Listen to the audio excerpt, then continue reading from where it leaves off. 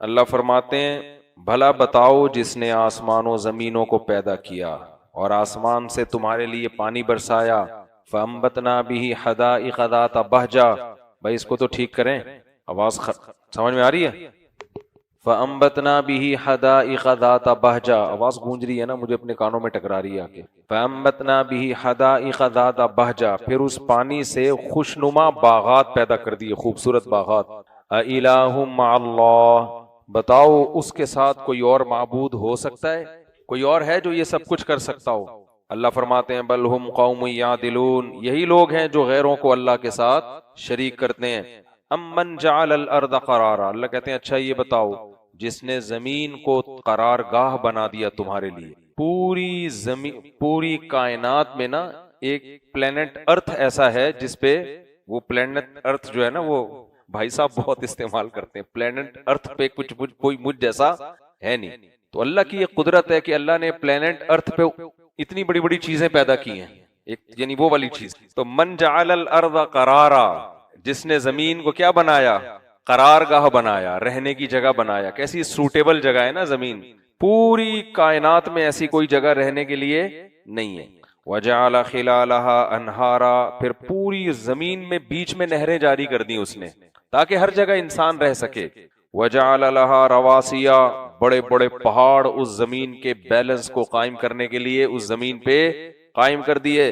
وجعل بین البحرین حاجزا، کڑوے اور میٹھے پانی کے درمیان ایک باریک پردہ لگا دیا۔ دیکھا ہے نا کڑوا اور میٹھا پانی ساتھ ساتھ چل رہے ہوتے ہیں۔ اِلَٰهٌ مَّعَ اللَّهِ، بھلا بتاؤ اس جیسا کوئی اور معبود ہو سکتا ہے؟ بل اکثرهم لا يعلمون، اللہ کہتے ہیں لیکن ان میں اکثر لوگ نہیں جانتے، یعنی جانتے بوجھتے بھی اندھے بنے ہوئے ہیں۔ امن یجیب المضطر اذا دعاہ، یہ بڑی مزے کی آیت ہے۔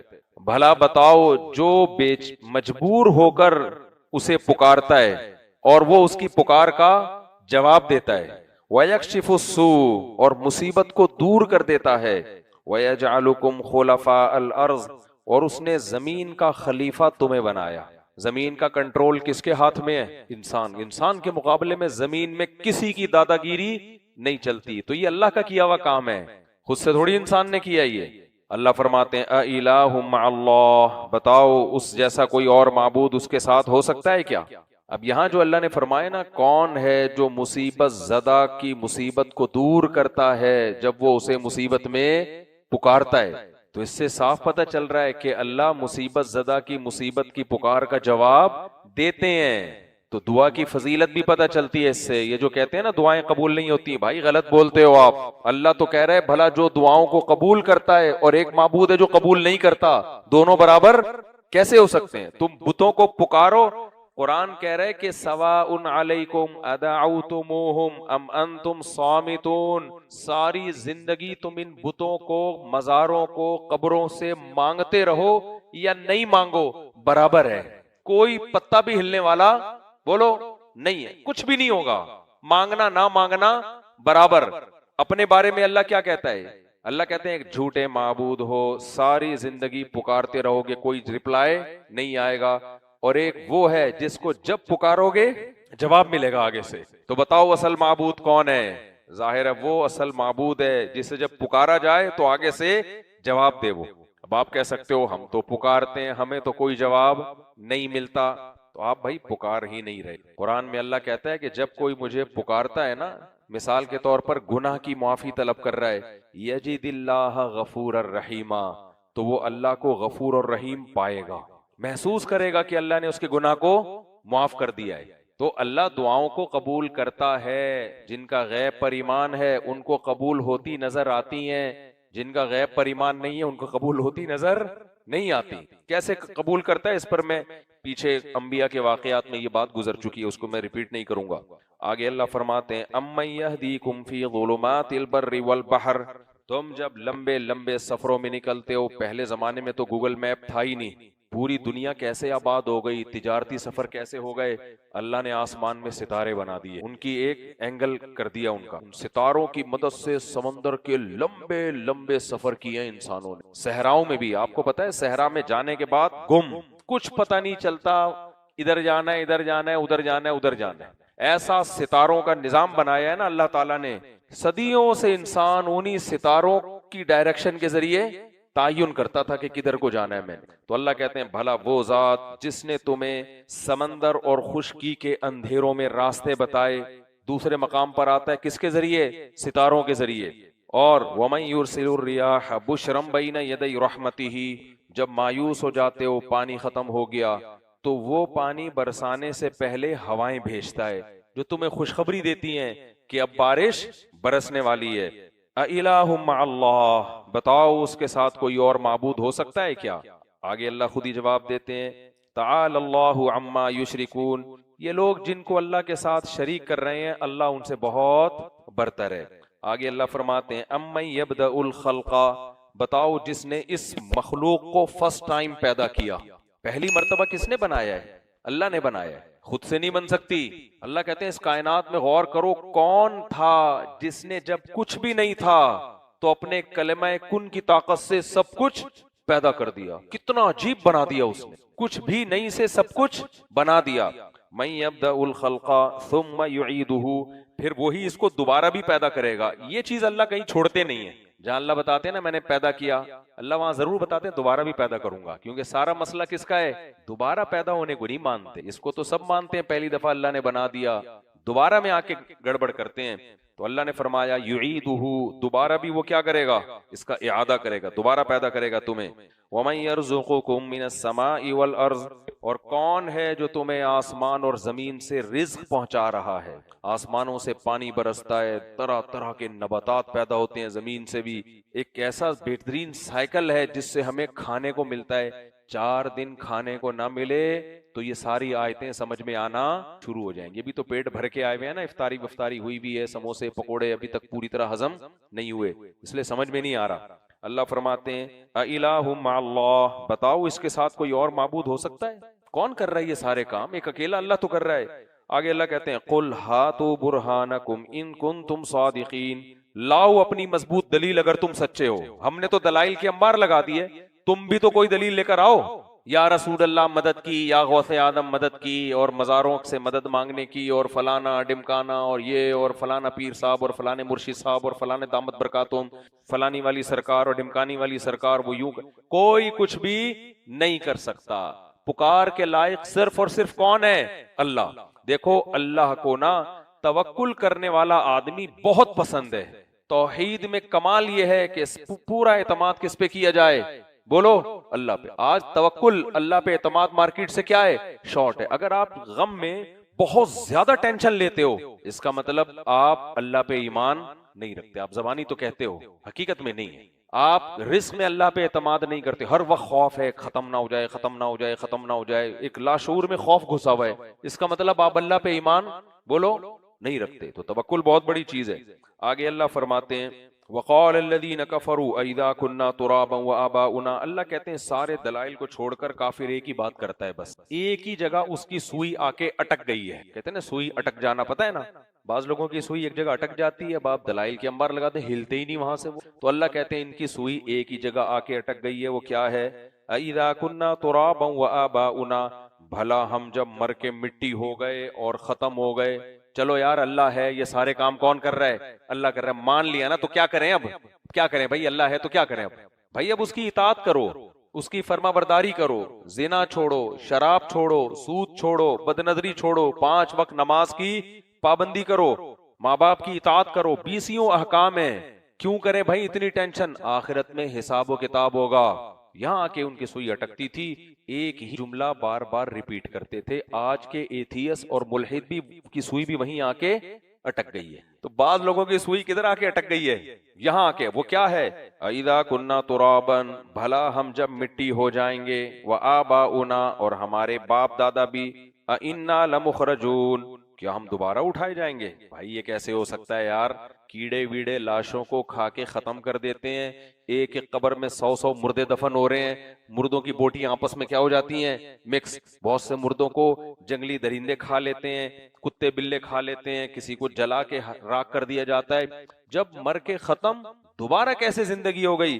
پھر کہتے تھے لقد وعدنا ھذا نحن، ارے بھائی اس طرح کے وعدے ہم سے بھی کیے گئے ہیں، وآباؤنا، ہمارے باپ دادوں سے بھی کیے گئے ہیں۔ نوح علیہ السلام نے بھی یہی وعدے کیے تھے، قوم عاد اور قوم سمود سے بھی یہ وعدے کیے گئے، موسیٰ نے بھی یہ وعدے کیے، عیسیٰ نے بھی یہ وعدے کیے۔ ان ھذا الا اساطیر الاولین، پرانے لوگوں کی کہانیاں ہیں، یہ قصے ہیں، لوگوں کو موٹیویٹ کرنے کے لیے اس قسم کی باتیں مذہبی اسکالرز ہمیشہ سے کرتے آ رہے ہیں۔ اس سے زیادہ اس کی کوئی ویلیو، جملہ مکمل کر لیا کرو، کوئی ویلیو نہیں ہے۔ اساطیر الاولین، کہانیاں ہیں لکھی ہوئی، کہانیاں جیسے ہوتے ہیں نا، دادی نانیاں کہانیاں سناتی ہیں، چاند پہ جو ہے نا وہ گڈا رہتا ہے، گڑیا رہتی ہے، تو موٹیویٹ کرنے کے لیے نا دادیاں کیوں کہانی سناتی تھی مجھے سمجھ میں نہیں آتا تھا، یہ دادی چاند پہ گڈا گڑیا کی کہانی، اب پتہ چلا موٹیویٹ کرنے کے لیے تاکہ ہمیں چاند پہ جانے کا شوق پیدا ہو۔ تو کسی نے کہا کہ انڈیا چاند پر اتر آیا ہے، جب الیکشن ہوئے تھے نا، جو سسٹم کے تحت جو الیکشن، تو کہا تھا انڈیا چاند پہ اتر آیا ہے اور پاکستان پن پہ اتر آیا ہے۔ پن سے پہلے آپ وہ لفظ خود لگا لیں، انڈیا کس پہ اتر آیا ہے؟ چاند پر اتر آیا ہے، اور اس الیکشن میں پاکستان، آگے ڈیش لگا کے، میں وہ لفظ تو نہیں بول سکتا نا، مسجد ہے، پاکستان پن پہ اتر آیا۔ لیکن ایک بات بتاؤں، انڈیا جتنا پاکستان ڈیش آگے پن پہ اتر آیا ہے نا، انڈیا اس سے ڈبل پن پہ اترا ہوا ہے اقلیتوں کے لیے۔ جو مسلمانوں کی انڈیا نے واٹ لگائی بھی ہے نا وہاں پہ، جو کاروبار چھینا جا رہا ہے مسلمانوں سے، مسجدیں توڑی جا رہی ہیں، بہت ظلم ہو رہا ہے وہاں پہ۔ تو اس لیے پاکستان اور انڈیا کو کمپیئر نہ کیا کرو آپس، انڈیا بہت ظالم ہے۔ جو موجودہ گورنمنٹ کی بات کر رہا ہوں، ایز اے اسٹیٹ کی بات نہیں کر رہا، موجودہ گورنمنٹ بہت ظالم ہے۔ خیر، تو اللہ وہ مشرکین کیا کہتے ہیں؟ یہ بھائی ہم سے وعدے کیے گئے ہیں، ان ھذا الا اساطیر الاولین، پرانے لوگوں کی کہانیاں ہیں۔ اللہ کہتے ہیں ولا تحزن علیہم، نبی کو بڑا غم ہوتا تھا یہ باتیں سن کے۔ اللہ نے کہا غم نہ کریں اور اپنے سینے کو تنگ نہ کریں، تنگ نہ کریں۔ ہر دور میں اس طرح کی باتیں پیغمبروں کے ساتھ کی گئی ہیں۔ تو بھائی خوب سمجھ لو، اسلام جو اللہ بار بار کہہ رہے ہیں نا، زندگی ہے، زندگی ہے، زندگی ہے، تو یہ دماغ میں بٹھا لو، اللہ نے پیغمبروں کو بھیجا ہی یہ سمجھانے کے لیے کہ ہم مر کے ختم نہیں ہوتے۔ آگے چلتے ہیں، آگے موسیٰ علیہ السلام کا واقعہ، اس میں بڑے سورہ قصص شروع ہوئی ہے۔ کل ہم نے موسیٰ علیہ السلام کے واقعے کا آخری پہلو پڑھا تھا نا، آج موسیٰ علیہ السلام کے واقعے کا پہلا حصہ سورہ قصص میں اللہ نے بیان کیا۔ اللہ فرماتے ہیں تلک آیات الکتاب المبین، یہ کتاب مبین کی آیات ہیں، نتلو علیک من نبأ موسیٰ وفرعون بالحق، آؤ ہم تمہیں موسیٰ اور فرعون کا واقعہ ٹھیک ٹھیک سناتے ہیں ان لوگوں کے لیے جو ہماری آیتوں پہ ایمان لاتے ہیں۔ ان فرعون علا فی الارض، بے شک فرعون نے زمین میں سرکشی کر رکھی تھی، وجعل اہلہا شیعا، اور مصر والوں کو دو ٹکڑوں میں تقسیم کیا ہوا تھا اس نے۔ ایک ٹکڑا جو اس کی قوم کا تھا، ان کو سپیریئر بنایا ہوا تھا، ان کے لیے حکومت سے ساری سہولتیں، اور دوسرا تھا یستضعف طائفۃ منہم، ایک قوم کو بہت ہی کمزور بنا کے رکھا ہوا تھا جس کو بنی اسرائیل کہا جاتا ہے، جو مسلم قوم تھی۔ کتنا اس پہ ظلم کر رہا تھا، یذبح ابناءہم، ان کے بچوں کو پکڑ پکڑ کے ذبح کرتا تھا۔ اس کو خطرہ تھا کہ ان کی آبادی اگر بڑھ گئی تو کل یہ میری حکومت کا خاتمہ کر سکتے ہیں۔ تو یہ آبادی گھٹانے کا سسٹم آج کا نہیں ہے، یہ بہت پرانا ہے۔ پہلے فیملی پلاننگ کے طریقے دریافت نہیں ہوئے تھے، تو بچے کو پیدا کرنے کے بعد ذبح کیا جاتا تھا۔ اب قوموں کو گھٹانے کے لیے دعویٰ وہی ہے، اسٹائل چینج کر دیا گیا ہے۔ اسٹائل یہ ہے کہ ایکچولی تربیت نہیں ہو پائے گی، ایکچولی دو بچے ہوں گے تو رہیں گے کہاں، وہ مکان کا مسئلہ، تربیت کا مسئلہ، عورت کو چاہیے وہ بچے پیدا کرنے کی مشین نہیں ہے۔ یہ ٹوپی ڈرامے پہنا کے نا اس طرح سے کیا کیا جا رہا ہے، گروتھ ریشو کو کم، حالانکہ دنیا میں کل فیوچر اسی قوم کا ہوگا جس کا گروتھ ریشو زیادہ ہوگا۔ دنیا پہ کل وہی چھا جائے گی وہ قوم۔ میں نے جاپان کا تو کئی دفعہ بتا چکا ہوں نا، جاپانیوں کے ہاتھ سے بزنس نکل کے پاکستانیوں کے ہاتھ میں جا رہا ہے، آپ اندازہ لگاؤ، کیونکہ ان کی گروتھ ہی نہیں ہو رہی، یہاں جاتے ہیں ان کی گروتھ ہو رہی ہے۔ خیر، تو فرعون نے کیا کیا، یذبح ابناءہم، ان کے بیٹوں کو کیا کرتا تھا، ذبح، ویستحیی نساءہم، عورتوں کو زندہ رکھتا تھا، کیونکہ عورت کمزور ہوتی ہے، اس سے قوم مضبوط نہیں ہوتی عورت کی وجہ سے۔ تو یذبح ابناءہم انہ کان من المفسدین، اللہ کہتے ہیں بڑا فساد مچایا ہوا تھا اس نے زمین میں۔ وَنُرِيدُ، اللہ کہتے ہیں ہم نے ارادہ کیا، أَن نَمُنَّ عَلَى الَّذِينَ اسْتُضْعِفُوا فِي الْأَرْضِ، کہ زمین میں جو کمزور ترین لوگ ہیں، زمین سے مصر کی زمین مراد ہے، کہ زمین میں جو کمزور ترین لوگ ہیں ہم ان پر احسان کریں۔ کیا احسان کریں؟ وَنَجْعَلَهُمْ أَئِمَّةً، ہم انہیں زمین کا امام بنا دیں۔ دیکھو اللہ یہ بھی کہہ سکتے تھے کہ ہم نے ارادہ کیا ہم ان پہ احسان کریں گے اور یہ ظلم ان سے دور ہو جائے گا، گورنمنٹ ان کے حق فیور دینے لگے گی۔ نا نا نا نا نا، اللہ نے کہا ہم پورا نقشہ کیا کریں گے؟ پلٹ دیں گے اٹھا کے۔ اس سے پتہ چلتا ہے بھائی اللہ جب کسی کام کا ارادہ کر لے اس کے مقابلے میں کوئی بھی نہیں ٹھہر سکتا۔ فرمایا ہم نے ارادہ کیا کہ اس کمزور قوم کو جس کے بچے ذبح ہو رہے ہیں، کیا ماؤں کے کلیجے چر جاتے ہوں گے آپ سوچو، جب ماں کی گود سے بچے کو چھینا جاتا ہوگا اور ذبح کیا جاتا ہوگا ماں کے پہ کیا گزرتی ہوگی۔ تو اللہ کہتے ہیں ہم نے ارادہ کیا کہ اس کمزور قوم پر رحم کریں اور اسے ہم زمین کا امام بنا دیں۔ وَنُرِيَ لَهُمْ فِي الْأَرْضِ، اور وَنُمَكِّنَ لَهُمْ فِي الْأَرْضِ، زمین کا ٹھکانہ ہم کس کو دے دیں؟ بنی اسرائیل کو۔ کیسا ٹھکانہ دیا نا اللہ نے، پھر داؤد علیہ السلام اور سلیمان علیہ السلام بنی اسرائیل میں پیدا ہوئے ہیں۔ وَنُرِيَ فِرْعَوْنَ وَهَامَانَ وَجُنُودَهُمَا، اور ہم نے ارادہ کیا فرعون اور اس کا وزیر حامان اور اس کی جو فوج اور اس کا جو لشکر تھا، ہم ان کو وہ کچھ دکھا دیں جس سے یہ ڈر رہے۔ ان کو ہر وقت کھٹکا لگا رہتا تھا کہ یہ ایک ایسی قوم ہے جس کے پاس ایک مذہب ہے، ایک نظریہ ہے، ایک ویژن ہے، ایک لا ہے، قانون ہے، پیغمبروں کی تعلیمات ہیں، تو کہیں یہ دوبارہ اٹھ کھڑی نہ ہو جائے۔ یہ کھٹکا لگا رہتا تھا۔ اللہ نے کہا ہم نے یہ کھٹکا پورا کر کے دکھا دیا۔ ہم نے ارادہ کیا ہم تمہیں وہ دکھائیں گے جس سے تم ڈر رہے ہو، وہ کچھ کر کے دکھائیں گے ہم۔ کیا اللہ نے اس کے لیے انتظام کیا؟ وَأَوْحَيْنَا إِلَىٰ أُمِّ مُوسَىٰ، حضرت موسیٰ کی ماں کے دل میں اللہ نے الہام کیا۔ کیا الہام کیا؟ ان ارضعیہ، ان کے ہاں بچہ پیدا ہوا نا، موسیٰ نام رکھا گیا اس بچے کا۔ اب موسیٰ کی ماں گھبرا گئی کہ میں تو بنی اسرائیل میں سے ہوں، اور فرعونیوں کو جیسے ہی ان کی بھی ایجنسی کے لوگ ہوتے تھے گلی محلوں میں گھوم رہے ہوتے تھے، ان کو یہ خطرہ ہوا کہ میرے ہاں بیٹا پیدا ہوا تو فرعونی اس کو آ کے قتل کر دیں گے۔ اللہ کہتے ہیں ہم نے وحی کی ان ارضعیہ کہ اے موسیٰ کی ماں اس کو دودھ پلاتی رہے۔ فَإِذَا خِفْتِ عَلَيْهِ، جب تجھے ڈر ہونا کہ فرعونی آ رہے ہیں، تجھے ذرا سا شک اور وہم ہو جائے، فَأَلْقِيهِ، تجھے خوف ہو جائے، فَأَلْقِيهِ فِي الْيَمِّ، تو اس کو دریا کی موجوں کے حوالے کر۔ دوسرے مقام پہ آتا ہے تابوت میں ڈال کے، ایک باکس میں ڈال کے اس بچے کو رکھنا اور دریا کی موجوں کے حوالے کر دینا۔ وَلَا تَخَافِي وَلَا تَحْزَنِي، اور اللہ نے موسیٰ کی ماں کے دل میں الہام کیا کہ خوف مت کرنا۔ خوف فیوچر کا ہوتا ہے اور حزن اور غم ماضی پہ کسی چیز۔ فیوچر کا خوف بھی نہیں کرنا، اس لیے قتل نہیں ہوگا، اور ماضی کا غم بھی نہیں، تو نے جو یہ کام کیا ہے نا اس پہ تجھے غم ہوگا، غم نہ کرنا۔ کیوں؟ اِنَّا رَادُّوهُ إِلَيْكِ، ہم اسے تیری طرف لوٹا کر چھوڑیں گے۔ دیکھو اللہ نے یہ نہیں فرمایا اِنَّا نَرُدُّهُ کہ ہم اسے تیری طرف لوٹائیں گے، فرمایا رَادُّوهُ، رَادُّ اس میں فاعل ہے، ہم اسے تیری طرف لوٹا کر چھوڑیں گے۔ یہ ہو ہی نہیں سکتا کہ تیری گود میں یہ دوبارہ نہ آئے۔ وَجَاعِلُوهُ مِنَ الْمُرْسَلِينَ، اور ہم اسے پیغمبروں میں سے بنا کے چھوڑیں گے، تیری گود میں بھی آئے گا اور بنی اسرائیل کا پیغمبر بھی بنے گا۔ دیکھو موسیٰ علیہ السلام کی ماں بھی لگتا ہے بہت پرہیزگار تھیں، تبھی اللہ نے ان کی کوکھ سے ایسے بچے کو جنم دی۔ الہام ولیوں کو ہوتے ہیں، شیطانوں کو الہام بولو نہیں ہوتے، تو ولی اللہ تھی تبھی ان کے دل میں الہام ہوا۔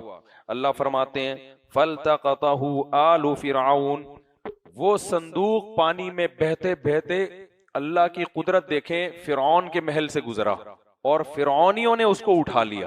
فرعونیوں کو نظر آئے نا ایک صندوق جا رہا ہے، فرعونیوں نے اس کو اٹھا لیا۔ لِيَكُونَ لَهُمْ عَدُوًّا وَحَزَنًا، تاکہ یہ بچہ ان کا دشمن بن جائے اور ان کے غم کا ذریعہ بن جائے۔ اٹھایا اس لیے نہیں تھا، انہوں نے اٹھایا تو دیکھنے کے لیے کہ کیا ہے، لیکن اللہ کہتے ہیں ان کو نہیں پتا تھا کہ تم جو اٹھا رہے ہو نا، یہ اٹھانا تمہارے لیے وبال جان بن جائے گا، یعنی اس کا انجام یہ ہونے والا ہے کہ یہ بچہ کل تمہارا دشمن اور تمہارے غم کا سبب بن جائے گا۔ جیسے ہی اٹھایا ہے اللہ کہتے ہیں ان فرعون وہامان وجنودہما کانوا خاطئین، بے شک فرعون، حامان اور اس کے لشکر خطا کرنے والے تھے، غلط کرنے والے تھے۔ وقالت امرأۃ فرعون، فرعون نے ارادہ کر لیا اس بچے کو قتل کرنے کا، کیونکہ اس کو شک تھا کہ یہ بچہ کہاں سے آیا ہے، یہ بنی اسرائیل کا نہ ہو، شک کی بیس پہ بھی قتل کر، لیکن یقین نہیں تھا کہ یہ ہماری قوم کا ہے یا بنی اسرائیل کا۔ اس نے ارادہ کیا قتل کرنے کا۔ قالت امرأۃ فرعون، فرعون کی بیوی نے کہا قرۃ عین لی ولک، یہ میری اور تیری آنکھوں کی ٹھنڈک ہے۔ قرآن میں سورہ طٰہٰ میں آتا ہے کہ موسیٰ علیہ السلام جب جوان ہوئے نا، نبوت ملی، تو اللہ نے فرمایا اے موسیٰ القیت علیک محبۃ منی، میں نے تجھے فرعونیوں کے ہاتھوں قتل ہونے سے بچا لیا. کیوں؟ میں نے تیرے چہرے پر محبت ڈال دی. جو موسیٰ علیہ السلام کو دیکھتا تھا نا تو اس کا دل نہیں چاہتا تھا کہ اس بچے کو قتل کیا. اللہ نے ایسی اٹریکشن ان کے اندر، ظاہر ہے وہ تھے بھی بڑے خوبصورت، ایسی اٹریکشن ڈال دی. تو فرعون کی بیوی نے کہا کہ یہ میری اور تیری آنکھوں کی ٹھنڈک ہے، اس کو قتل مت کرو. عسیٰ ان ینفعنا، ہو سکتا ہے یہ خادم بن کے ہماری خدمت کر لے، او نتخذہ ولدا، یا ہم اس کو اپنی اولاد بنا لیں. وَهُمْ لَا يَشْعُرُونَ، اللہ کہتے ہیں انہیں شعور نہیں تھا کہ وہ کیا کرنے جا رہے ہیں. سمجھتے ہو کہ نہیں سمجھتے؟ کیونکہ فرعون کا خیال یہ تھا کہ اگر میں اس کو پالوں گا تو یہ تو میرا کبھی بھی دشمن ہو ہی نہیں سکتا. فَأَصْبَحَ فُؤَادُ أُمِّ مُوسَى فَارِغًا، اللہ کہتے ہیں ادھر موسیٰ کی ماں کو جب پتا چلا کہ اٹھایا کس نے ہے، یہ تو جس سے بچا رہی تھی اسی نے اٹھا لیا ہے، تو ان کا دل صبر سے خالی ہو گئے. ہر وقت ان کو یہ کھٹکا کہ یہ قتل نہ کر دیں. ایسے موقع پہ انسان جذبات میں آ کے غلط کام کر بیٹھ. خوف یہ تھا کہ موسیٰ علیہ السلام کی ماں جائیں گی اور کہیں گی میرا بچہ میرے حوالے کرو. ایسی صورت میں اس بچے کا قتل یقینی. فرعون سمجھ جاتا کہ یہ تو تمہارا بچہ ہے. تو اللہ کہتے ہیں لولا ربطنا علی قلبہا، ہم نے موسیٰ کی ماں کے دل کو باندھ لی. موسیٰ کی ماں کے دل کو، کیا بلاغت ہے دیکھو قرآن کی، یعنی وہ دل ہل رہا تھا سینے سے، وہ کنٹرول میں نہیں تھا.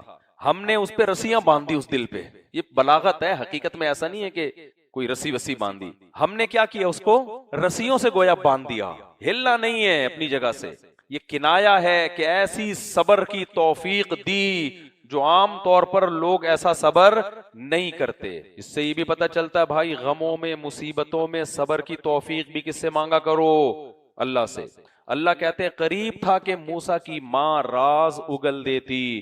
لولا ربطنا علی قلبہا، اگر ہم موسیٰ کی ماں کے دل کو مضبوطی سے نہ باندھتے، ہم نے باندھ کے پکڑ لیا اس کو کہ ہل نہیں، چپ کر کے بیٹھی رہے آرام سے، صبر کر. لولا ربطنا علی قلبہا لتکون من المؤمنین، ہم نے صبر کی توفیق اس لیے دی تاکہ وہ ہم پر اور زیادہ ایمان لے کر آئے. جب بچہ گود میں آئے گا نا تو اس کو یقین ہو جائے گا کہ اللہ کے وعدے سچے ہوتے ہیں. وقالت لأختہ قصیہ، قرآن کہتا ہے جب موسیٰ کی ماں نے اس بچے کو صندوق میں ڈالا تو حضرت موسیٰ کی ماں نے نا موسیٰ علیہ السلام کی بہن سے کہہ دیا کہ چپ کے دیکھتی رہنا یہ جا کہاں رہا ہے. ماں کو فکر تو ہوتی ہے نا بھئی صندوق میں اللہ نے کہہ تو دیا لیکن کیا حشر ہوتا ہے اس بچے کا. فَبَصُرَتْ بِهِ عَنْ جُنُوبٍ، بہن کتنی ہوشیار تھی، کتنی خوش قسمت تھی جس کا اللہ قرآن مجید میں ذکر کر رہا ہے. تو چپ کے سے عن جنوبین، اتنی ہوشیار تھی نا، دیکھ بھی رہی تھی کہاں جا رہا ہے، لیکن اس طرح سے دیکھ رہی تھی کہ لوگوں کو پتہ نہ چلے کہ اس کا اس صندوق سے کوئی رشتہ ہے. ایسی ذہین بچی تھی، ایسے چپ کے دیکھ رہی تھی. تو میں آج گھر میں بیٹھا تھا نا، جب میں یہ تلاوت کر رہا تھا ان آیتوں کی، تو چھوٹی بچی ہے اس کو میں سنا رہا تھا نا، تو جب یہ آیت آئی میں نے اس کو تھوڑی سی تفسیر کی. میں نے کہا دیکھو موسیٰ علیہ السلام کی بہن کتنی ہوشیار تھی، بچے کو صندوق میں ڈالا ہے، چپ کے دیکھ رہی ہے کہ صندوق جا کہاں رہا ہے اور پتہ بھی نہیں چلنے دیتی. اور میں نے کہا تمہارا چھوٹا بھائی گلی محلے میں گھوم رہا ہوتا ہے، تمہیں کوئی خبر ہوتی نہیں ہے. ادھر دیکھو وہ کیسے دیکھ رہی تھی، اور تمہارا یہ چھوٹا بھائی وہیں پڑا ہوا تھا. میں نے کہا یہ گھوم رہا ہوتا ہے اور تمہیں پتہ ہی نہیں ہوتا کدھر کو جا رہا ہے. خیر، تو کتنی ذہین بہن، ورنہ بچوں میں اتنی ہوشیاری کہاں ہوتی ہے. ایسے طریقے سے دیکھ رہی ہے کہ فرعونیوں کو پتہ نہ چلے کہ میرا اس بچے سے رشتہ ہے، ورنہ وہ پوچھیں گے تو کیوں دیکھ رہی ہے اس کو اتنے غور سے، تو کیوں دیکھ رہی ہے، اس کا مطلب یہ تیرا بھائی ہے. پھر فَبَصُرَتْ بِهِ عَنْ جُنُوبٍ وَهُمْ لَا يَشْعُرُونَ وَحَرَّمْنَا عَلَيْهِ الْمَرَاضِعَ مِنْ قَبْلِ، ڈبوں کا رواج نہیں تھا. اب موسیٰ علیہ السلام کے لیے دائی کا انتظام کیا گیا، کوئی اس بچے کو دودھ پلائے. تو قرآن کہتا ہے ہم نے موسیٰ پر دائیوں کا دودھ حرام کر دیا. کسی عورت کی چھاتی کو منہ نہیں لگاتے، کوشش کی ہر طرح سے دودھ پلانے کی، پی نہیں رہے. دیکھو یہ سارا کچھ فرعون کر رہا ہے اپنی بیوی کے کہنے پہ. کتنا ظالم بادشاہ، ہزاروں بچے قتل کر دیے، اتنا ظالم. ارادہ کیا بچے کو قتل کروں گا، بیگم نے کہا نہیں، فرعون نے کہا اوکے اب نہیں ماروں گا. پھر بچہ کسی کا دودھ نہیں پی رہا تو فرعون کہہ سکتا تھا بھائی کوئی ہمارا بچہ تھوڑی ہے، اتنے بچے قتل کر دیے، اس کو بھی بھوک سے مرنے دو، چھوڑو یہ کیا ٹینشن ہے. نہیں، بیگم نے کہا یہ بچہ ہم نے پالا ہے، اولاد بنایا ہے، تو اب یہ اس کی زندگی کا انتظام کرنا ہے, مشوروں کے لیے پبلک کو بلاؤ کہ کس کا دودھ پیے گا. تو فرعون نے بلایا لوگوں کو. اس سے بھائی پتا چلتا ہے کہ عورت کو اللہ نے بہت طاقت دی ہے, سمجھ رہے ہو نا. اکبر دبے نہ تھے کبھی برٹش کی فوج سے, لیکن شہید ہو گئے بیگم کی جھونک سے یا نوک سے, پتہ نہیں کچھ ایسا الفاظ ہے. خیر تو اور حضرت آسیہ پھر ایمان بھی لے کر آئی موسیٰ علیہ السلام پر, اور قرآن سے پتہ چلتا ہے جنتی ہیں. فرعون تو گیا جہنم میں, لیکن اس سے بھی پتہ چلتا ہے بھائی بیوی کی ساری باتیں غلط نہیں ہوتی. فرعون نے بیوی کی آدھی بات مانی, آدھی نہیں مانی. آدھی یہ مانی کہ اس بچے کو پالو, آدھی اور مان لیتا نا کہ اس پر ایمان بھی لے آؤ, تو پھر بات بن جاتی. اس نے کہا پالنے کی حد تک تو میں مان لوں گا, ایمان میں میری حکومت جا رہی ہے نا ایمان لانے میں, وہ نہیں میں کروں گا. تو اللہ تعالیٰ فرماتے ہیں فقالت هل ادلکم علی اہل بیت یکفلونہ لکم. جب یہ بات پھیل گئی بھائی فرعون کے محل میں ایک بچہ ہے جو کسی کا دودھ نہیں پی رہا اور بڑا خوبصورت بچہ ہے, اٹریکٹیو بہت تھا, تو موسیٰ علیہ السلام کی بہن بھی چلی گئی مشورہ دینے کے لیے. کہنے لگی میں تمہیں ایک ایسے خاندان کا پتہ نہ بتاؤں کہ یہ بچہ ان کا دودھ پی لے گا. دیکھو وہاں بھی جا کے یہ نہیں کہہ رہی کہ وہ اصل میں ان کی ماں ہے یا ان کی خالہ ہیں, کہہ رہی بھئی یہ خاندان ایسا ہے جس کا دودھ بچے پی لیتے ہیں. تو آپ مشورہ لے رہے ہیں تو میں بتا رہی ہوں کہ ایک خاندان ایسا ہے, ذرا ٹرائی کر کے دیکھ لیں. اللہ کہتے ہیں وَهُمْ لَهُ نَاصِحُونَ. فرعونی جو تھے وہ بچے کی خیر خواہی چاہ رہے تھے, بچے کو زندہ بچانا چاہ رہے تھے. تو انہوں نے کہا چلو جیسے تیسے فی الحال اس کے مشورے پر عمل کرو, لے کر آ. اتنے میں حضرت موسیٰ کی ماں آئی ہیں اور بچے کو چھاتی سے لگایا اور بچے نے دودھ پینا شروع کر دیا. تو پہلے زمانے میں جس دائی کا بچہ دودھ پیتا تھا نا, پالنے کے لیے بڑے گھرانوں میں یہ رواج تھا کہ چھوٹا بچہ اسی کے حوالے کر دیا جاتا تھا. آج بھی ڈیفنس میں کلفٹن میں جو بہت ایکچولی ٹائپ کی جو خواتین ہے نا ان کو بڑی ٹینشن لگتی ہے بچے یہ ایکچولی. تو میں ان سے کہتا ہوں نسل مت روکو, پیدا ضرور کرو, ملازم رکھ لو پالنے کے لیے, آیا رکھ لو, دائی رکھ لو پالنے کے لیے. پہلے زمانے میں یہ مالدار گھروں میں رواج تھا. خواتین کہتی تھی ایکچولی پیمپر چینج, پھر بچے کو بار بار فیڈ, یہ ٹائم نہیں. کوئی بات نہیں یار, نسل مت روکو, اولاد سے بڑی کوئی نعمت نہیں ہے. پیسہ اللہ نے دیا, دائیاں رکھو, دودھ بھی وہی پلائیں گی, ڈبے سے پھر بھی بہتر ہے. دائی رکھ لو, دائی دودھ پلائے گی, وہی پالے گی, تھوڑا بڑا ہو جائے گا حوالے کر دے گی. ہمارے نبی کو بھی تو مائی حلیمہ نے پالا ہے نا.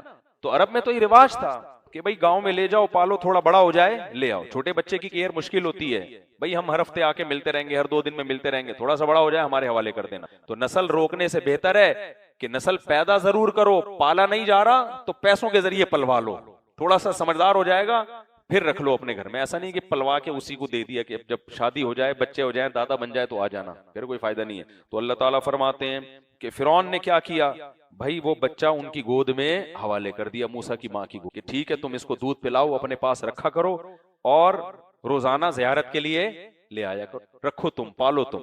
اللہ کہتے ہیں فَرَدَدْنَاهُ إِلَىٰ أُمِّهِ. ہم نے وہ بچہ موسیٰ کی ماں تک پہنچا دیا, کئی تقر عینها, تاکہ موسیٰ کی ماں کی آنکھیں ٹھنڈی ہو جائیں. کیسا اللہ کو اپنی مخلوق کا خیال ہے. دیکھو آپ, نیک تھی نا خاتون, کتنے بچے قتل ہو گئے, اللہ نے کسی کی ماں کی ٹھنڈک کا ایسا انتظام نہیں کیا, اس کے لیے دوسرا انتظام کیا کہ فرعون کو میں تباہ کروں گا.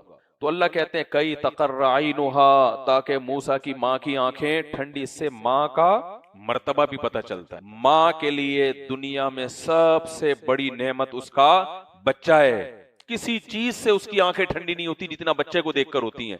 وہی بچہ بڑے ہو کر ماں کو بھول جاتا ہے. بچپن میں آپ دیکھو نا, 2 منٹ کے لیے ماں الگ نہیں ہو سکتی, کیسا چیختا ہے. واش روم میں جائے گی نا, بچہ گیٹ پہ آ کے کھڑا ہو جائے گا, واش روم کے دروازے پہ, اتنا اس کو ماں کی فکر ہوتی ہے. اور بڑے ہو کر کیسا تکبر پیدا ہوتا ہے. تو اللہ کہتے ہیں کئی تقر عینها, تاکہ موسیٰ کی ماں کی آنکھیں ٹھنڈی ہو جائیں, ولا تحزن, اور اس کا جو غم تھا وہ ختم ہو جائے, ولتعلم, اور موسیٰ کی ماں کو اور زیادہ یقین ہو جائے, ان وعد اللہ حق, کہ اللہ جو وعدہ کرتا ہے وہ وعدہ سچا ہوتا ہے. دیکھو اللہ کے وعدے پورے کرنے کے انداز دیکھو. آپ نے اتنے عرصے قرآن کی تفسیر سن رہے ہیں, ہمیشہ اللہ ناکامی کے نقشے پیدا کر کے کامیاب کرتا ہے. اللہ موسیٰ علیہ السلام کی والدہ کو جب حکم دیا نا صندوق میں ڈال دو میں لوٹا دوں گا, تو اللہ یہ بھی تو کر سکتا تھا صندوق کسی باغ میں جائے یا کسی گاؤں میں چلا جائے جو فرعون کی حکومت سے دور ہو, پھر موسیٰ علیہ السلام کی ماں وہاں سے جا کے لے آئے. اللہ کام وہ کرے گا جس سے دل ہل جائے, ٹھیک ہے نا, اور وسوسے پیدا ہونا شروع ہو جائیں کہ اللہ میری مدد نہیں کرے گا. اللہ وعدہ کر رہا ہے موسیٰ تیری گود میں, اے موسیٰ کی ماں تیری گود میں بچہ پہنچاؤں گا, اور پہنچا کس کی گود میں رہا ہے, فرعون کی بیوی کی گود میں. ادھر تو موسیٰ کی ماں کی چیخیں نکل جائیں گی نا، اللہ تو کیسے وعدے کر رہا ہے، لیکن انہوں نے صبر کیا کہ اللہ کا وعدہ کیا ہے، سچا ہے. تو اللہ کہتے ہیں ایسے ہم نے گود میں لوٹا دیا تاکہ موسیٰ کی ماں کو یقین آ جائے کہ اللہ جو وعدے کرتا ہے وہ سچے کرتا ہے. لیکن اللہ کہتے ہیں وَلَكِنَّ أَكْثَرَهُمْ لَا يَعْلَمُونَ، لیکن لوگوں کی اکثریت یہ بات نہیں جانتی. لوگوں کی اکثریت یہ ہے کہ اللہ کے وعدے سیاسی وعدے ہیں. ایک دفعہ دیکھا ہوگا ہم لانگ روٹ ہو 2 دن لگیں گے پہنچنے میں، لیکن آپ کو پتا ہے کہ ٹریک صحیح ہے، جو جس راستے پہ میں جا رہا ہوں وہ راستہ غلط نہیں ہے، تھکتا نہیں ہے انسان. لیکن آپ تھوڑی سی جگہ جا رہے ہو نا، یہاں سے کسی چائے کے ہوٹل پہ جا رہے ہو، لیکن آپ کو اندازہ ہو جائے کہ میرا رخ صحیح نہیں ہے، کتنی ٹینشن میں جانے لگتا ہے انسان تھوڑی دیر میں. یار پتہ نہیں میں آگے جا رہا ہوں یا الٹا تو نہیں جا رہا کہیں، میں ایسا نہیں ہو کہ میں سسرال پہنچ جاؤں اپنے، استغفر اللہ، تو میرے منہ سے یہ غلط باتیں غلطی سے نکل جاتی ہیں، تو ایسا نہ ہو کہ میں کہیں اور نکل جاؤں. تو جب راستہ بھول جاتا ہے نا انسان اور اطمینان نہ ہو کہ میں جس راستے پہ چل رہا ہوں وہ صحیح ہے یا غلط، تو ایک ایک قدم اس کو ٹینشن میں ڈالتا ہے، اسٹریس میں ڈالتا ہے، اس کو ایک ایک قدم کھانا شروع کر دیتا ہے اس کو. قرآن مجید میں اللہ تعالیٰ نے ایک بڑی پیاری مثال دی ہے. اللہ نے فرمایا کہ جو شخص اسلام پہ نہیں چلتا، اسلام کو فالو نہیں کرتا، ان کی مثال ایسے ہے کَسَرَابٍ بِقِیعَةٍ يَحْسَبُهُ الظَّمْآنُ مَاءً. آپ صحرا میں جا رہے ہیں، پیاس لگ رہی ہے، آپ کو دور چمک نظر آتی ہے، آپ سمجھتے ہیں کہ شاید وہ پانی ہے. آپ جتنا جتنا اس کے قریب جاتے ہیں وہ پانی اتنا اتنا دور ہوتا چلا جاتا ہے. بتاؤ ایسا بندہ کبھی سکون میں ہو سکتا ہے؟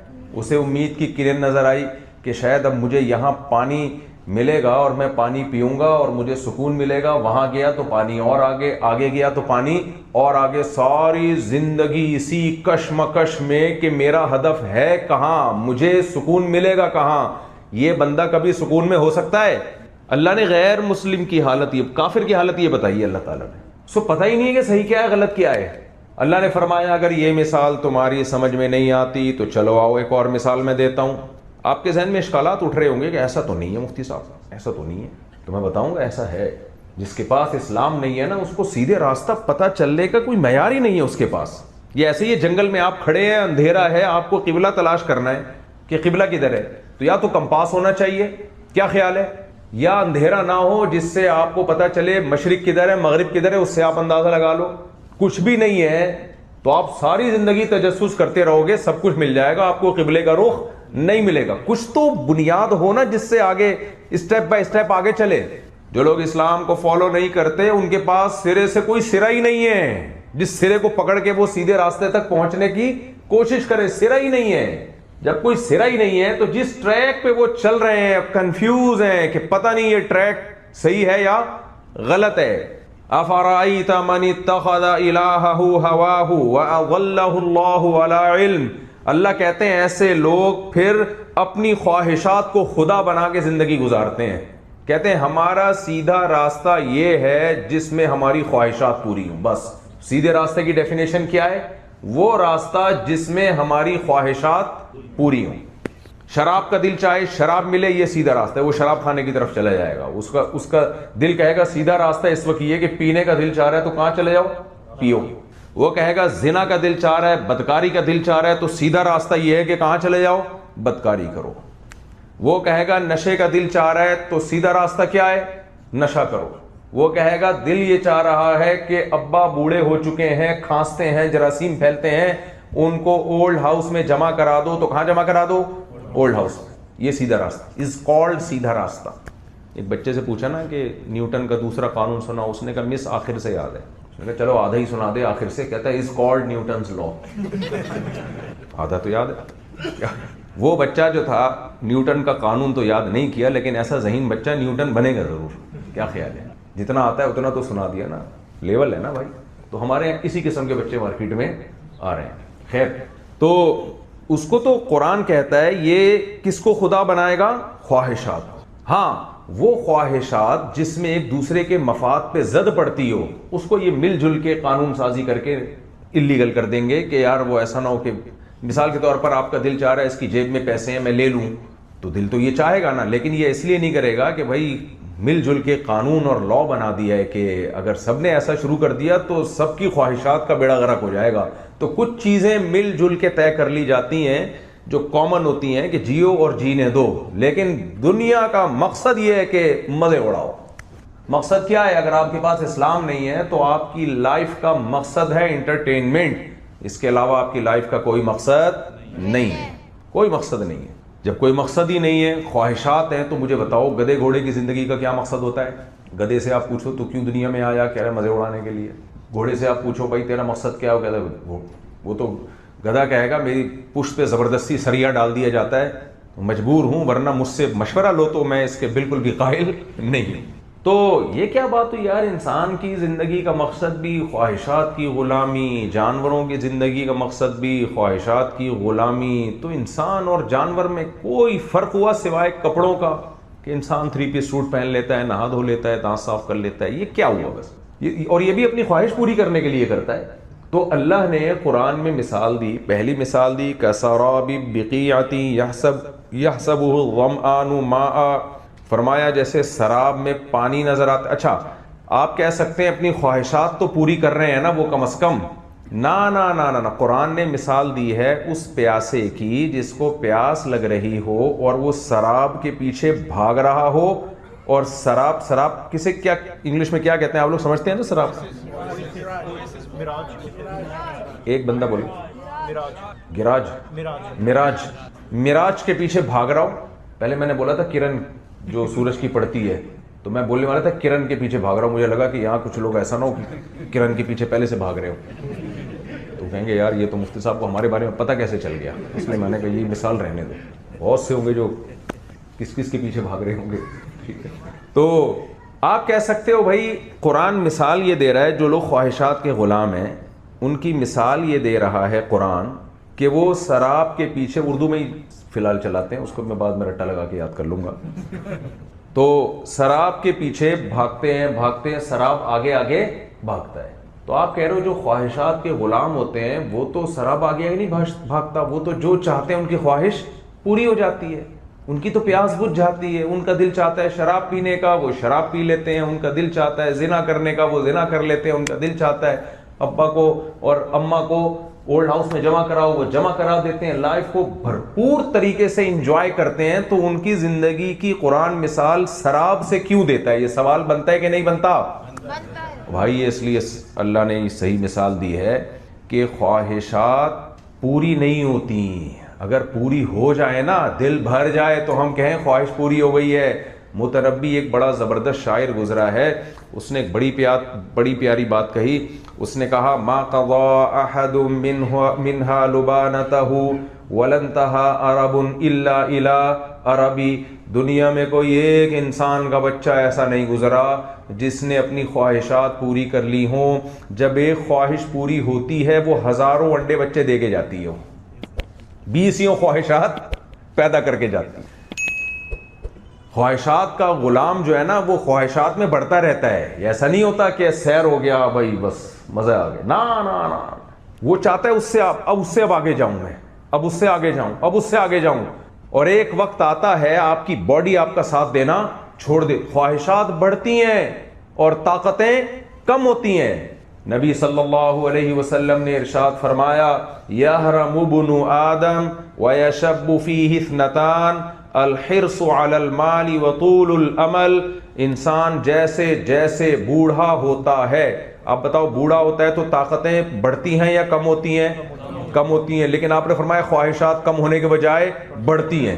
پیسے کی اگر پہلے سے محبت تھی وہ محبت کم ہونے کے بجائے بڑھ جائے گی. پہلے امیدیں کم تھی, یہ خطرہ تھا کہ کل بھی مر سکتا ہوں, پرسوں بھی مر سکتا ہوں, تو ابھی موت کی تیاری کرو. بڑھاپے میں یہ خطرہ غائب, اس کا خیال یہ ہوتا ہے کہ میرے علاوہ دنیا میں سب مریں گے, میں نہیں مروں گا. لہذا وہ پراپرٹی کی ڈیلنگ کر رہا ہوتا ہے. ہم تو وہاں پاکستان میں بحریہ ٹاؤن کی مثال دیتے ہیں, کینیڈا کا بحریہ ٹاؤن کون سا ہے مجھے نہیں پتا. بڑھاپے میں جا کے وہ کہہ رہا ہوتا ہے میرے اتنے پلاٹ ہیں, میرے اتنے پلاٹ ہیں, اور موت کا فرشتہ کہہ رہا ہوتا ہے تیرے لیے قبر کی تیاری ہو چکی ہے. یشب فیہ اثنتان, اور حدیث میں یہ 2 مثالیں دی گئی ہیں. اصل میں احادیث میں مثالوں کے ذریعے لاز بیان کیے جاتے ہیں, قانون بیان کیے جاتے ہیں کہ جو برائی آپ میں جوانی میں ہے اگر آپ نے جوانی میں اس کو ختم نہیں کیا, ہاں ختم کر دیا, تو پھر جوان نہیں ہوگی. علماء نے لکھا ہے, دیکھیں حدیث کے الفاظ یہ نہیں ہے کہ بڑھاپے میں 2 بیماریاں پیدا ہوتی ہیں, نہ نہ نہ, جوان ہوتی ہیں, اور جوان وہ چیز ہوتی ہے جو پہلے پیدا ہو چکی ہو. تو اگر جوانی میں یہ برائیاں ہیں تو بڑھاپے میں کم نہیں ہوں گی, بڑھیں گی.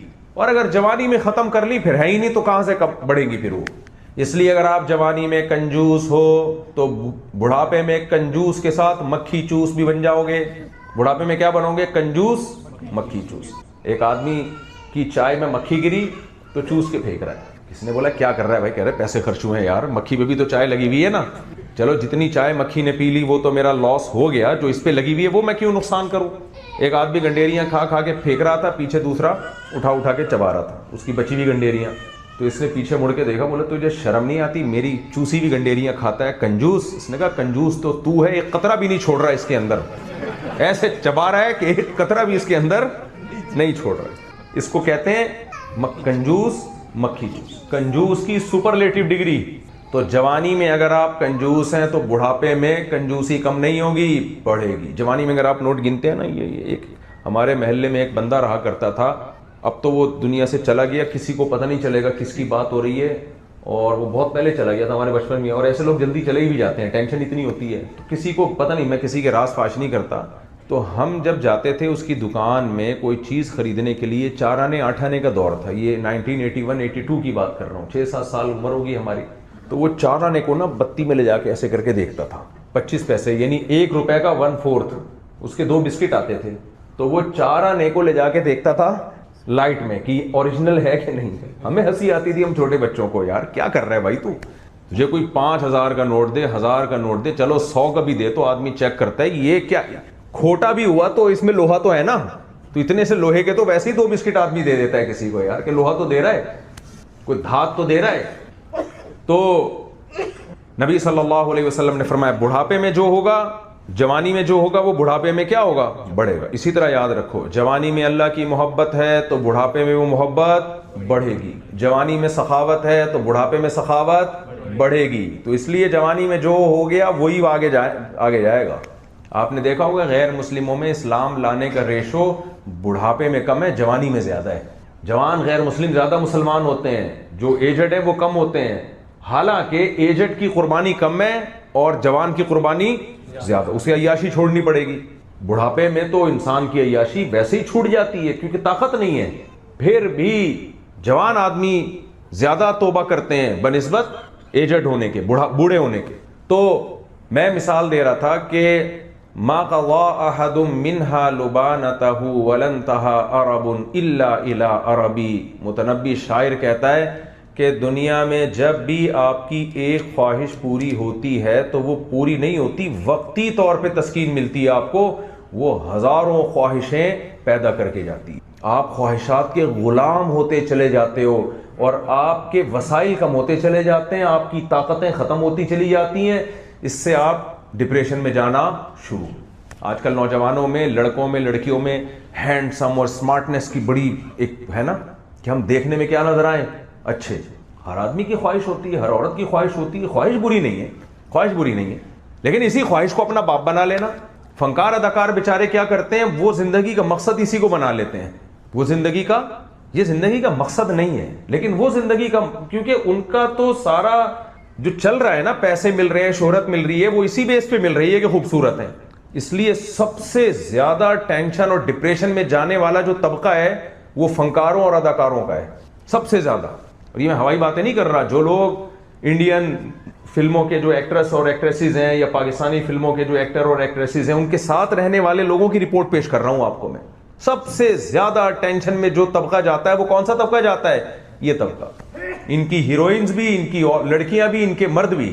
اور لڑکیاں زیادہ ڈپریشن میں جاتی ہیں کیونکہ آپ نے زندگی کا مقصد ہی یہ بنا لیا کہ میں دیکھنے میں خوبصورت نظر آؤں. اسی بیس پہ آپ کو فلموں میں کام کرنے کا موقع ملتا ہے, ڈراموں میں کام کرنے کا موقع ملتا ہے. لیکن بڑھاپا ایسی خطرناک چیز ہے کہ آپ جتنا مرضی ڈینٹنگ پینٹنگ کا کام کر لو اپنے اوپر, جتنا مرضی ہینڈسم رہنے کی کوشش کرو, بڑھاپا ایسی کی تیسی کر دیتا ہے. وہ نہیں سنتا کسی کو, بولتا جاؤ. آپ کہتے ہو بھائی میں کیوں بوڑھا ہو رہا ہوں, واٹس گوئنگ آن, یہ ہو کیا رہا ہے, بڑھاپے کی سب سے پہلی علامت ایک بال سفید ہوگا. آپ کیا کرتے ہو, صبح ایک دن شیشے میں اٹھ کے دیکھا یہ ایک بال کیا ہو رہا ہے, سفید, تو آپ اپنے آپ کو مطمئن کر دیتے ہو کوئی بات نہیں یار ایک بال ہے, توڑ دیا, تھوڑا سا کلر کر دیا, یا کوئی میڈیسن لے لی, ڈاکٹر کو بتایا میرے بال سفید ہو رہے ہیں, تو ڈاکٹر نے کوئی ملٹی وٹامن دے دی, کالے ہو گئے, 1-2 مہینے بعد, سال بعد دیکھا پھر دوبارہ ہو گیا, پھر وائٹامن کی کوئی ٹیبلٹ کھانے کی کوشش کی, اب وہ کام وہ کرے گی, 1-2 دفعہ کرے گی, اس کے بعد کرے گی بھائی معاف کر دے یار, بھائی کیا کر دے, سوری, دوسرا سفید, تیسرا سفید, چوتھا سفید. اس کے بعد آپ مختلف قسم کے کلر ٹرائی کرتے رہو گے, لیکن پھر وہ جو بال نکلنا شروع ہوں گے نیچے سے, وہ بتا رہے ہوں گے جھوٹ بول رہا ہے.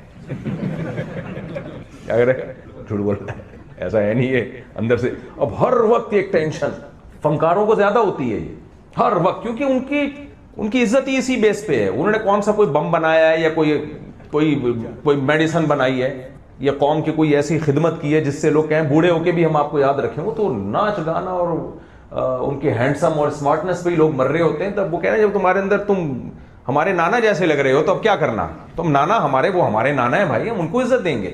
تو اب کیا ہوتا ہے کہ سب سے پہلے بال سفید ہونا. میرے جب بال سفید ہونا شروع ہوئے تو میں نے ایک ڈاکٹر صاحب سے رابطہ کیا. میرے سر کے بال کالے ہیں, داڑھی کے کچھ سفید ہیں, لیکن کچھ بولتے ہوئے بھی افسوس ہو رہا ہے, لیکن کب تک, سارے ہو جائیں گے تھوڑے دنوں میں. کب تک چھپو گے پیڑوں کی آڑ میں, کبھی تو ملو گے لنڈا بازار میں. پاکستان میں تو ایسا ہی ہوتا ہے. آپ کو کسی سے پہلے زمانے میں تو جس سے دوستی ہوتی تھی وہ چھپتی تھی نا, شرم آتی تھی, تو کہہ رہا ہے بھائی لنڈا بازار میں سب آتے ہیں. آپ کو بھول تو نہیں کہ لنڈا بازار وہ جو پرانا مال بکتا ہے دھو کے, تو بڑے بڑے مالدار لوگ بھی چھپڑ میں وہیں جا رہے ہوتے ہیں. اتوار کو اتوار بازار ہو گیا, ویسے لنڈا بازار ہی ہے, اس کو اتوار بازار کے ساتھ وہ نہ کریں. تو خیر بولٹن مارکیٹ میں نا جو لنڈا بازار تھا, وہاں پرانے انگریزوں کی پرانی پتلونیں بکتی تھی وہاں پہ, تو اس کو دھو کے بیچتے تھے وہ, تو لوگ اس کو نیا کر کے پہن کے ایسے رشتہ لینے جا رہے ہوتے تھے وہ پہن کے, ٹھیک ہے. تو میں نے ڈاکٹر سے کہا, میں نے کہا بھائی بال سفید ہو رہے ہیں. انہوں نے کہا کہ اس عمر میں بال ہیں, اس پہ اللہ کا شکر ادا کریں, کیونکہ تھوڑے دنوں میں یہ ٹینشن ختم ہونے والی ہے کہ سفید ہو رہے ہیں. تھوڑے دنوں میں یہ ٹینشن ہے ہو ہی نہیں رہے ہیں, ہے ہی نہیں, اڑنا شروع ہوں گے. میں نے کہا یار یہ کیا کہہ رہے ہو ڈاکٹر صاحب. پھر میں نے اپنے والد صاحب کے سر مبارک پہ غور کیا, اپنے دادا پردادا کا تصور کیا, تو مجھے لگا کہ واقعی بھائی بالآخر یہ بھی ہوگا, یہ تو ہوگا, صحیح ہے, یہ تو ہوگا. خیر کچھ وقت تک تو انسان اپنے بالوں کو یاد کرتا ہے, میرے بال, پھر وہ ہیئر ٹرانسپلانٹیشن آ گیا اور یہ آ گیا وہ آ گیا وغیرہ وغیرہ. وہ جوان رہنے کی کوشش کرتا ہے. ایک دن کیا ہوتا ہے, کمر میں درد ہے, صبح اٹھیں تو کیا ہو رہا ہے, پین ہو رہا ہے کمر میں. ڈاکٹر کہتے ہیں آپ کا یہ والا موہرا تھوڑی سی سیٹنگ کیا ہو رہی ہے, اس کی آؤٹ ہو رہی ہے. موہرے کو سیٹ کرنے میں لگے رہو, اے بھائی اس کو سیٹ کرنے میں لگے رہو. ایک دن پھر ایک دانت ہلنا شروع ہوا, دوسرا ہلنا شروع ہوا, دانت بتی سی پوری چینج ہو رہی ہے. ایک گلوکار جو ہے نا گانا گاتا تھا, عمر زیادہ ہو گئی تھی, تو وہ جب زیادہ زور سے بولتا بتی سی گر جاتی نیچے, پھر اٹھا کے لگاتا. پھر تو کسی نے بولا یار کیسٹ بار بار چینج نہیں کرو, ٹھیک ہے, آرام سے گانا گاؤ, کیسٹ بار بار چینج مت کرو. اس کے بعد پھر یہ شوگر ہو رہی ہے, بلڈ پریشر ہو رہا ہے, اور پھر یہ ہو رہا ہے, پھر وہ ہو رہا ہے. اس کے بعد سب کچھ بھول بھلائیاں اسی میں لگ جاتا ہے. ہر وقت میڈیسن کا ایک ڈبہ لے کے گھوم رہا ہوتا ہے ساتھ. آج ایک لڈو کھا لیا تو اللہ خیر کرے, اب وہ شوگر ہائی ہو گئی, عورتوں کے ساتھ بھی مردوں کے ساتھ بھی. اور بالآخر ایک دن اعلان ہوتا ہے, حضرات ایک اعلان سماعت فرمائیے, جمشید صاحب جو بڑے ہینڈسم اور اسمارٹ ہوا کرتے تھے ونس اپون اے ٹائم, اب وہ تھے, اب وہ ہیں نہیں. جمشید صاحب سے پیش کی معذرت, کوئی جمشید صاحب بیٹھے ہوئے ہو تو ان سے پیش کی معذرت. بالآخر وہ دنیا سے چلے گئے. اس کے بعد حال کیا ہوتا ہے یار, مسلمانوں کا تو پھر بھی کچھ اچھا حال ہوتا ہے, غسل کفن. یہاں تو غیر مسلموں کے حالات دیکھ کے میری تو جان نکل رہی ہے بھائی. سبھی جلا رہے ہیں یار, اوون میں لے کے گئے, جلایا, ہڈیاں الگ ہوئی, ہڈیوں کو الگ توڑا جا رہا ہے, بھورا بنایا جا رہا ہے, بوتل میں پیک کر کے یہ لو جی آپ کی نانی. بھائی یہ انسان ہے, کیا ہو رہا ہے یہ آپ کے دادا ہے یا آپ کے ہسبینڈ ہے یا آپ کی وائف ہے, کیا ہو رہا ہے بھائی یہ, اللہ خیر کرے. یہ تو ابھی کل مجھے ایک صاحب ملے, وہ میرا خیال ہے سیالکوٹ یا گجرانوالے سے آئے ہوئے ہیں, کہہ رہے ہیں میں نے جب یہ ان لوگوں کا میت ایک دفعہ دیکھی تو میں تو 6 مہینے خوف سے سویا نہیں ہوں میں 6 مہینے.